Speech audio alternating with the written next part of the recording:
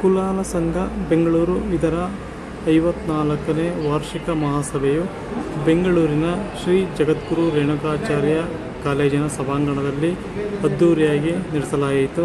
ಈ ಒಂದು ಸಂಘದ ಅಧ್ಯಕ್ಷರಾದ ವಿಠ್ಠಲ್ ಕಣ್ಣೀರ್ತೋಟ ಅವರ ಅಧ್ಯಕ್ಷತೆಯಲ್ಲಿ ಜರುಗಿದ ಸಭೆಯಲ್ಲಿ ಸಾಕಷ್ಟು ಸಂಘದ ಅಭಿವೃದ್ಧಿ ಬಗ್ಗೆ, ಜನ ಸಾಮಾನ್ಯರ ಅಭಿವೃದ್ಧಿ ಬಗ್ಗೆ ಹಾಗೂ ಏಳಿಗೆಯ ಬಗ್ಗೆ ಹಾಗೂ ಸಮಾಜದಲ್ಲಿ ನಾವು ಹೇಗೆ ಬದುಕಬೇಕು ಹಾಗೂ ಸರ್ಕಾರದಿಂದ ಸವಲತ್ತು ಪಡೆದುಕೊಳ್ಳುವ ಬಗ್ಗೆ ಸಾಕಷ್ಟು ವಿಚಾರಗಳ ಬಗ್ಗೆ ಈ ಸಭೆಯಲ್ಲಿ ಚರ್ಚೆ ನಡೆದವು.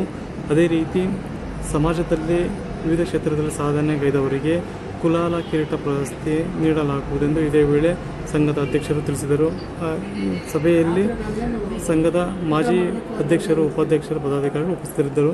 ಸಮಾಜ ಹೆಂಗೆ ಬಲಿಷ್ಠಗೊಳ್ಳಬೇಕು, ಸಮಾಜವನ್ನು ಹೆಂಗೆ ಕಟ್ಟಬೇಕು, ಸಮಾಜ ಬಲಿಷ್ಠಗೊಳ್ಳಬೇಕಾದ್ರೆ ಜನಗಳ ಕರ್ತವ್ಯ ಏನು ಅನ್ನೋ ಒಂದು ಮಾತನ್ನು ನಾವು ಸಭೆ ಮಾಡಿದ್ದೀವಿ, ಚರ್ಚೆ ಮಾಡಿದ್ದೀವಿ. ಅದೇ ರೀತಿ ಮುಂದಿನ ದಿನಗಳಲ್ಲಿ ನಾವು ನಮ್ಮ ಕಾರ್ಯದರ್ಶಿಗಳನ್ನು ಮಾಡ್ಕೊಂಡಿದ್ದೀವಿ. ಅದಕ್ಕೆ 4 ಸಭೆ ಮಾಡ್ತೀವಿ, ಮಹಾಸಭೆ ಮಾಡ್ತೀವಿ, ಪ್ರವಾಸ ಕಾರ್ಯಕ್ರಮ ಮಾಡ್ತೀವಿ, ಮತ್ತು ಸತ್ಯನಾರಾಯಣ ಧಾರ್ಮಿಕ ಕಾರ್ಯಕ್ರಮ ಮಾಡ್ತೀವಿ, ಕ್ರೀಡೋತ್ಸವ ಮಾಡ್ತೀವಿ. ವರ್ಷಕ್ಕೆ 4ರಿಂದ 5 ಕಾರ್ಯಕ್ರಮ ನಾವು ಆಯೋಜನೆ ಮಾಡ್ತಾ ಇದ್ದೀವಿ.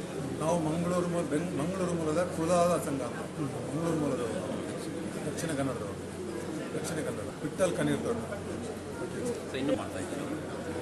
ಕೇವಲ ಒಂದು 10 ಜನರಿಂದ ಶುರುವಾದಂಥ ಒಂದು ಸಂಘ ಈಗ ಬೆಳೆದು ಸಾಧಾರಣ ಒಂದು 7,000 ಸದಸ್ಯರು ಹೊಂದಿರುವಂಥ ಸಂಘ ಅಂತ ಹೇಳಲಿಕ್ಕೆ ನಮಗೆ ಹೆಮ್ಮೆ ಪಡ್ತೇವೆ. ಕಳೆದ ವರ್ಷದಲ್ಲಿ 50ನೇ ವರ್ಷದ ವಾರ್ಷಿಕೋತ್ಸವವನ್ನು ನಾವು ಭಾರಿ ಸಂಭ್ರಮದಿಂದ ಆಚರಿಸಿದ್ದೇವೆ. ಕರ್ನಾಟಕದ ಮೂಲೆಯಿಂದ ಅವರನ್ನೆಲ್ಲ ಗುರುತಿಸಿ ಬೆಂಗಳೂರಿಗೆ ಕರೆತಂದು ಅವರನ್ನು ಸನ್ಮಾನ ಮಾಡುವ ಒಂದು ಕಾರ್ಯಕ್ರಮವನ್ನು ಮಾಡಿಕೊಂಡಿದ್ದೇವೆ. ನಮ್ಮ ಮುಖ್ಯ ಉದ್ದೇಶ ಅಂದರೆ ಬೆಂಗಳೂರಿನಲ್ಲಿ ನೆಲೆಸಿರುವ